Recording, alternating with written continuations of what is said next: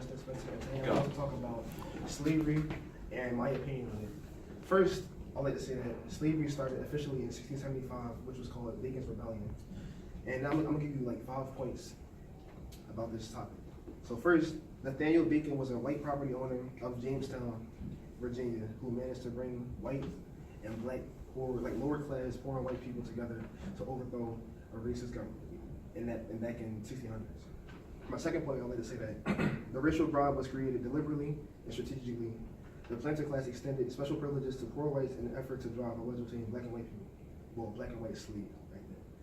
For my third point, I said the system of bond labor, racial caste system in the 1770s was the notion of white supremacy racialized the enslavement of Africans.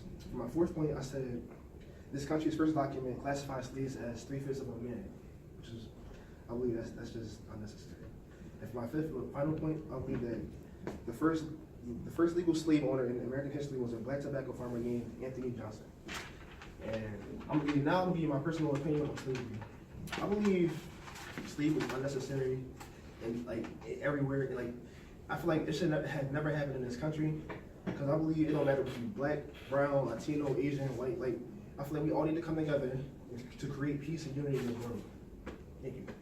Hi, my name is Ahmad Davis, and I'm going to tell you my 5 points about segregation. The separation of humans became ethnic groups in daily life. Racial segregation provides a means of maintaining the economic advantage and superior social status of the political dominant group. Racial segregation has appeared in all parts of the world where there are multiracial communities. When slavery was reaching its end, a new of law in the United States emerged. Segregation laws became common. African Americans were not treated equally. You want to talk about segregation? Can I talk about segregation? So basically, I believe segregation is when, bro. It's when like the government, they try to like separate people like because of what they believe in. That's not cool. And that's basically it. Next. All right. Hello, ladies and gentlemen. My name is Seth Anthony Mitchell, and I'm going to talk about the one big topic that is basically going on to this present. It's called the general mass incarceration connection. The South side was reinformed by the KKK, or I like to call it the evil Klan, who fought against the Reconstruction that was given to the North after the Civil War. The 13th Amendment confirms that no one shall ever capture the African Americans and treat them like slaves.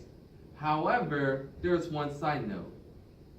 You'll have to be a slave if you committed a crime, which everybody else in the southern community in the United States extremely abuses it repeatedly. In the past, there were around 1,000 to 10,000 from the late 1800s. But until the time in 2018, right now, it's over 2 million people, basically specifically African Americans, which is shocking, unfair. The mass incarceration becomes more and more common. I'm pretty sure it's going to rise up into 10 million, probably in the future. We'll never know. I would like to sum that up by saying that we need to build awareness on this problem. It's like affecting millions of people in this country, like mainly minorities, and like that's not good, because they're separating families, young children from their moms and dads, like close friends. It's just sad, man. Not to mention, they're all losing jobs. Right. For example, Khalid Browder, he's an example of like being mistreated in mass incarceration, because he was arrested for stealing a backpack, right? He was accused of stealing a backpack. For 3 years, just a backpack, because he didn't even do it. And he tried to attempt suicide several times just because of a backpack. He was put in solitary confinement for months. It was Imagine unnecessary. that. 60 days with no contact. In case you didn't know what solitary confinement is, it's basically mental torture. They put you to this small room with no 3 by windows, 4 nothing. you inches. can't.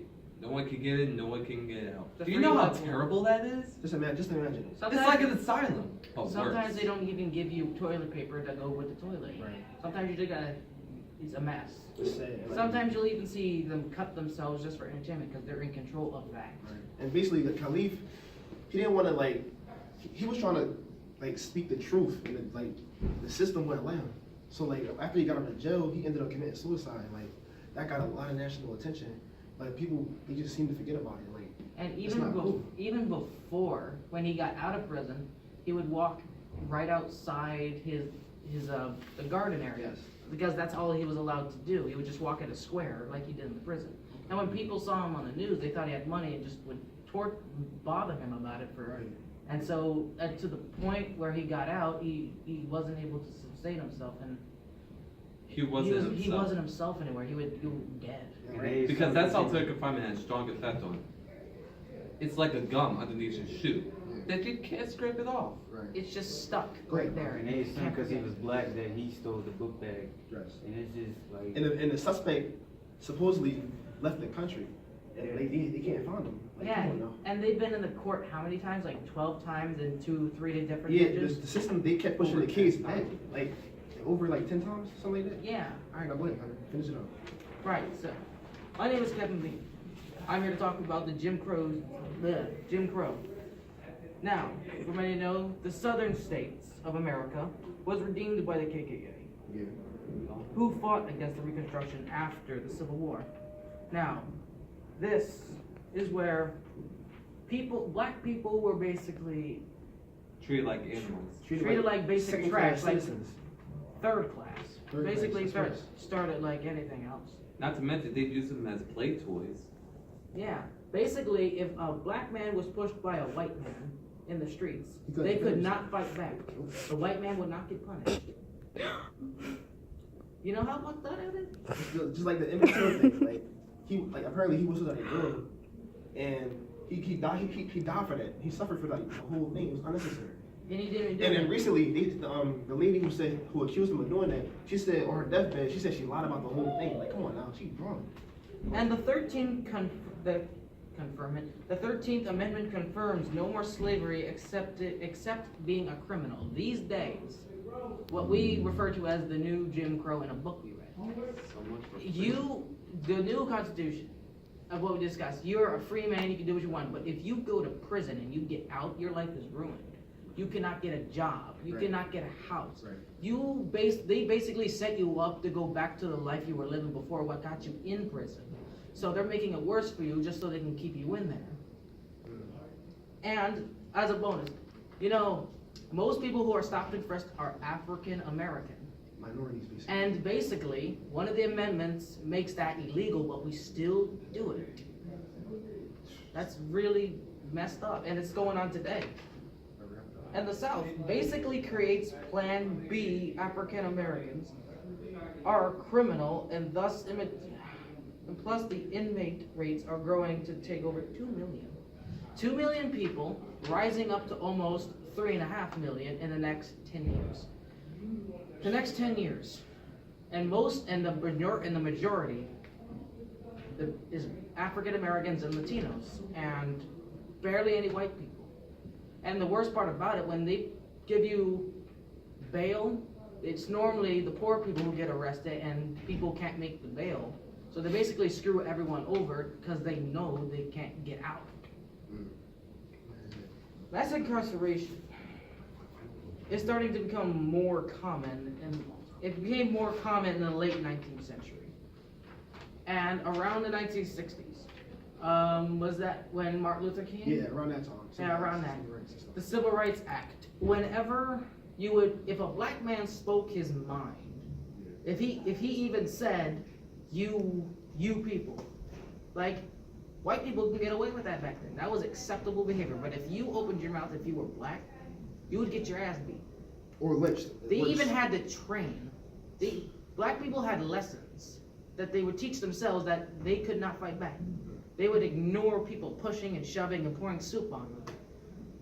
Like, it's not. So let's just wrap this up, man. What Yeah. you want to say, bro? And final, during the civil rights movement, the crime rates are suddenly booming for nearly a decade.